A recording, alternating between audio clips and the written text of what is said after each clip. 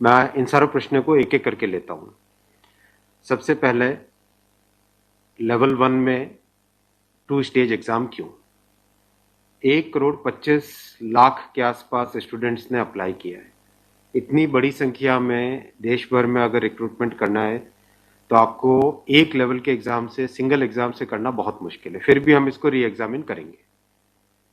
इतनी बड़ी संख्या में 1,25,00,000 कैंडिडेट्स अगर हो तो कैसे उनको एक साथ सेम तरीके से सेम लेवल ऑफ हार्डनेस और क्वेश्चन की, ये सब करना अति डिफिकल्ट। आप सब इस प्रक्रिया से गुजर चुके हो, आप भी समझते होंगे। इसलिए इसके दो, एक प्रीलिम एग्जाम और उसके बाद में एक कंप्यूटर बेस्ड टेस्ट 2 इस तरह से करके किया गया। वो नोटिस में लिखा गया था कि अगर जरूरत पड़ी, अगर परिस्थिति हुई तो उसके 2 लेवल किए जाएंगे।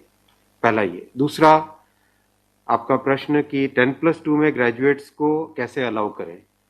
देखिए, किसी भी एग्जाम में मिनिमम क्वालिफिकेशन का स्टैंडर्ड होता है, मैक्सिमम क्वालिफिकेशन का नहीं होता है कभी भी। ये कानूनन कॉन्स्टिट्यूशनल व्यवस्था में हम लोग काम कर रहे हैं। कॉन्स्टिट्यूशनल व्यवस्था के हिसाब से हम मिनिमम प्रिस्क्राइब कर सकते हैं, मैक्सिमम प्रिस्क्राइब नहीं कर सकते।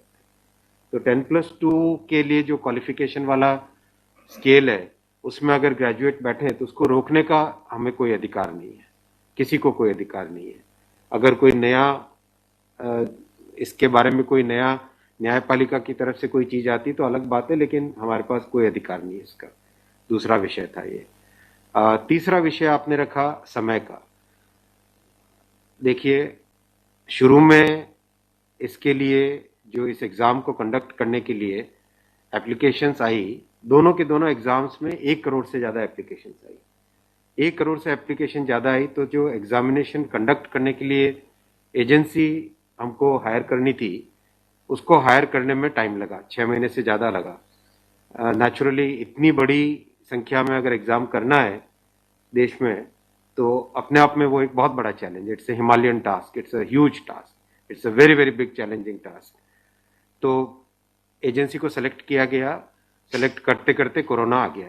कोरोना के फेज में देरी हुई, लेकिन फिर भी डिस्पाइट कोरोना तुरंत दिसंबर 2020 में एग्जाम की प्रोसेस चालू हुई। और despite second wave of corona फिर भी एग्जाम किया गया with all the precautions, all the safety things करके इसको लाए।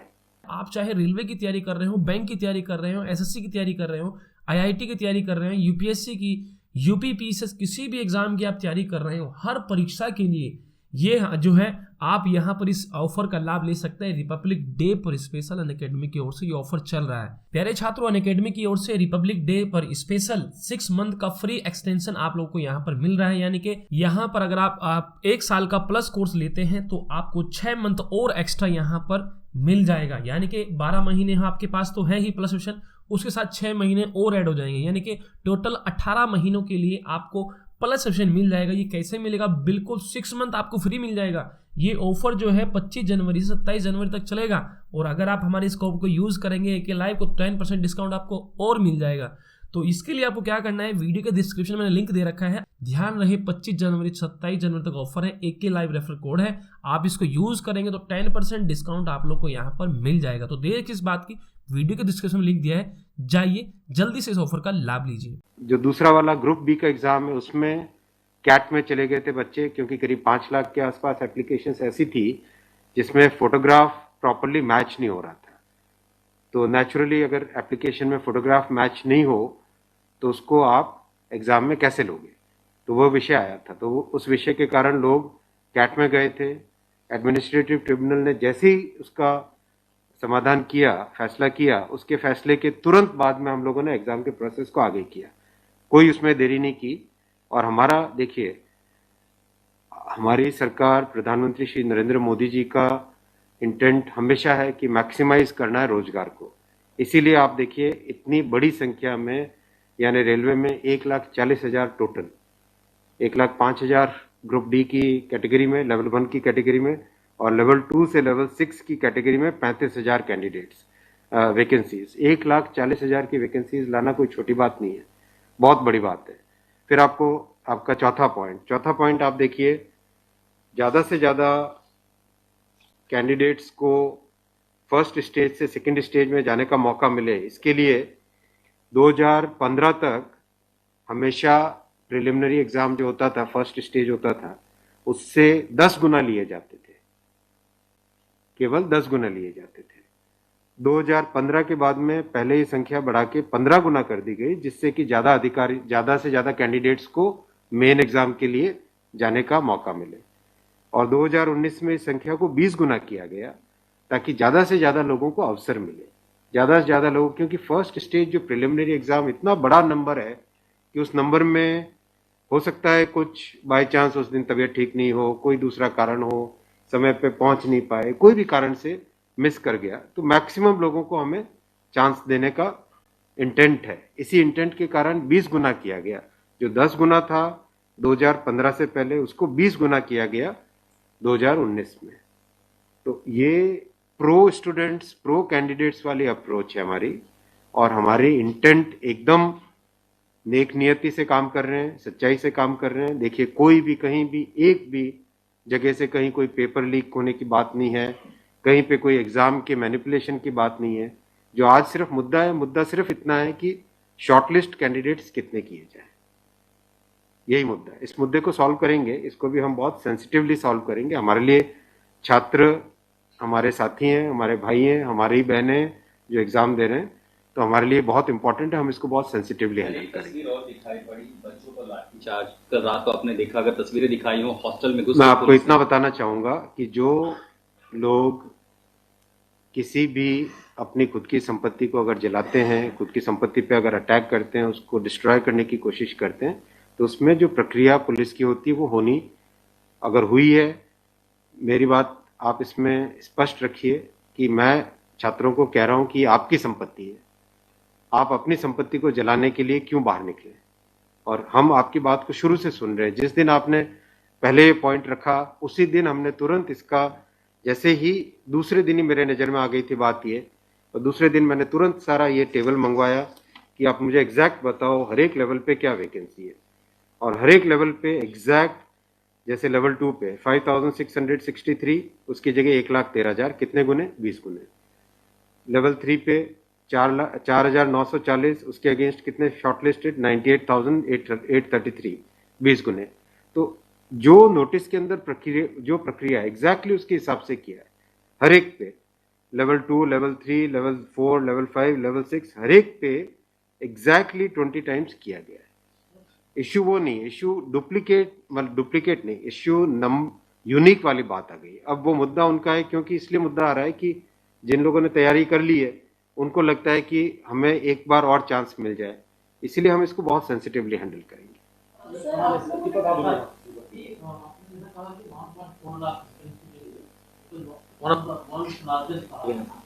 As of now, how many recruitment has happened and by when all these things will be done? Because it was announced. यही तो recruitment चल रहा है। देखो, इतना मैसिव, मैं आपको पूछूं कि वर्ल्ड का सबसे बड़ा एग्जाम कौन सा है?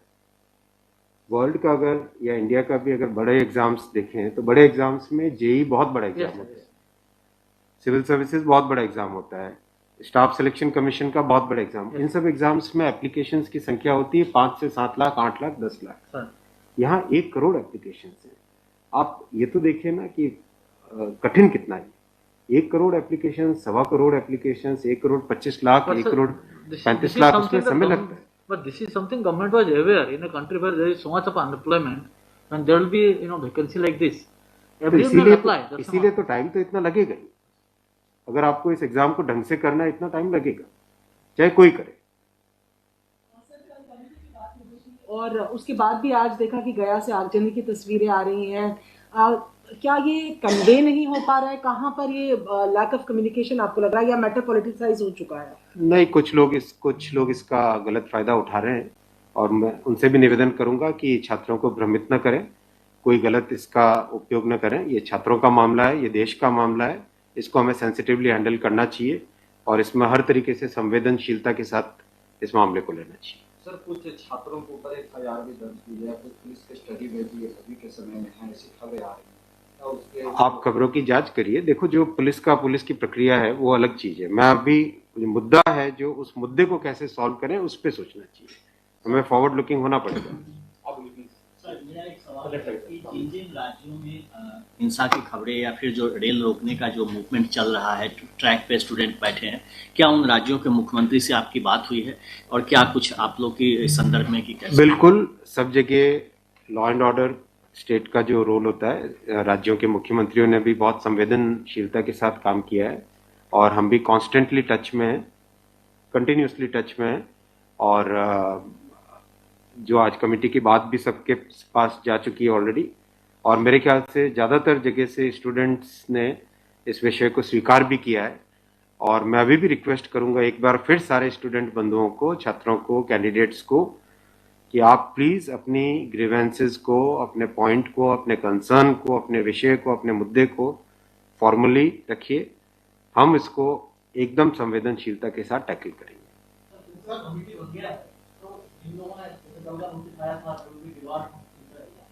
Will that also be considered because they did not know that this is going to happen?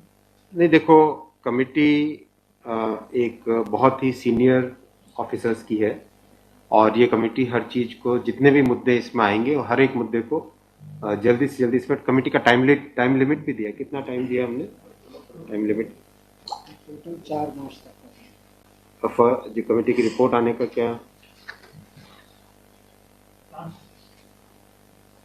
मतलब, जल्दी से जल्दी हमारा एम है कि इस मुद्दे को बिल्कुल भी डिले ना करके जल्दी से जल्दी सॉल्व करें। 16/2 तक सारे के सारे कैंडिडेट्स अपने कंसर्न सबमिट कर सकते हैं। 3 वीक्स टाइम दिया, I think that's a reasonable time, इससे ज़्यादा टाइम देने की ज़रूरत नहीं है।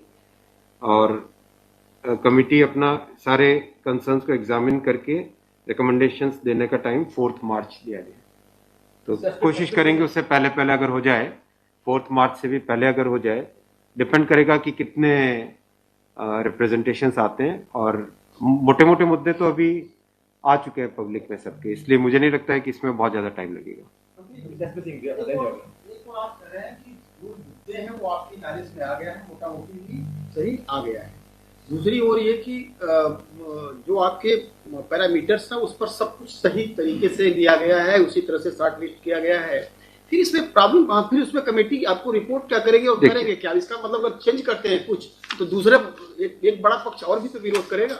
हाँ, ये इसीलिए तो मैं आपको देखो बताऊं ना, एग्जैक्ट किसी भी लेवल पे नोटिस में जो लिखा था कि 20 गुना कैंडिडेट लेंगे, अगर आपके सामने टेबल रखा हुआ है, 5,663 की जगह 1,13,000 यानी 20 गुना, 4,940 के लेवल 3 में 98,833 20 गुना, 161 के अगेंस्ट 3223 20 गुना, 17,393 347 3,47,676 20 गुना, 7,124 वैकेंसीज के अगेंस्ट 1,42,413 20 गुना।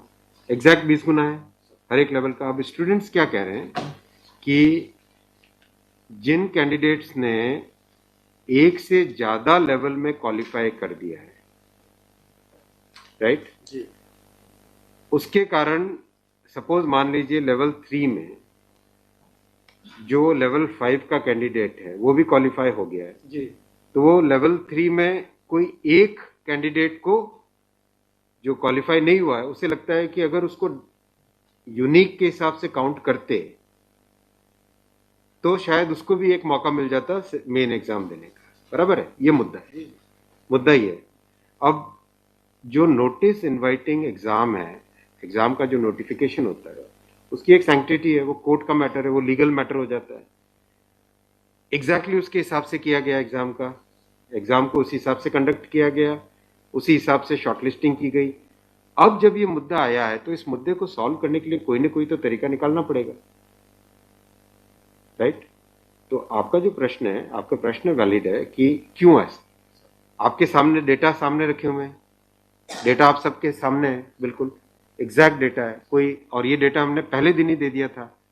जो टर्म कंडीशंस ऑलरेडी जब पब्लिसाइज किया जाता है, कोई पोस्ट होती है तो उसके लिए टर्म कंडीशंस ऑलरेडी पहले से घोषित होता है, उसके आधार पर ही ये सब कुछ किया गया होगा। हाँ बिल्कुल। फिर एक कमेटी या आपको कुछ रास्ता आप नहीं दिख रहा है क्या? ये जो कमेटी रिपोर्ट देगी क्या उसके अगेंस्ट देगी जो आपके टर्म कंडीशंस पहले वाले थे?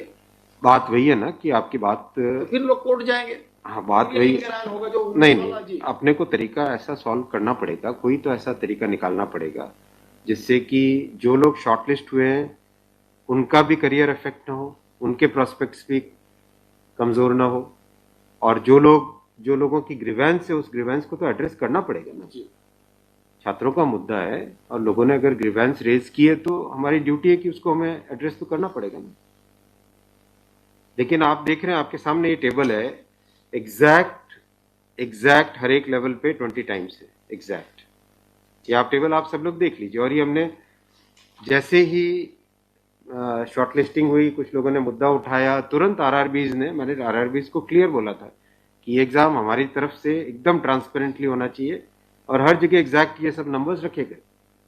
एक सवाल अगर आपके धन्यवाद, ठीक है। Thank you so much.